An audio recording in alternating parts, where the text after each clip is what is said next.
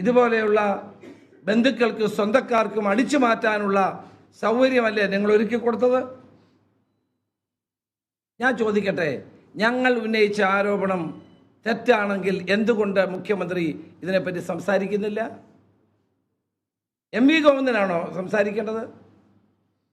ഞങ്ങൾ എം.വി. ഗോവിന്ദൻ മാസ്റ്ററോട് ഒരു ചോദ്യവും ചോദിച്ചില്ല. എം.വി. ഗോവിന്ദൻ മാസ്റ്ററോട് വിശദീകരിക്കണമെന്നും പറഞ്ഞില്ല.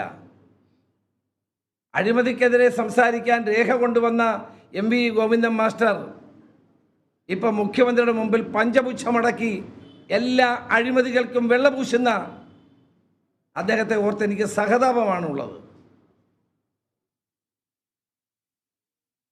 ഇന്നലെ SRIT പറഞ്ഞത് പൊതുമത്സരാധിഷ്ഠിത ടെൻഡറിൽ പങ്കെടുത്ത നിയമാനുസൃതം ടെൻഡർ നേടിയെന്നാണ്.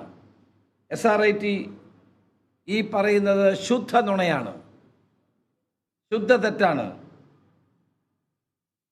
ഈ ടെൻഡർ നടപടി തന്നെ തെറ്റായതാണ്, നിയമവിരുദ്ധമായിട്ടുള്ളതാണ്.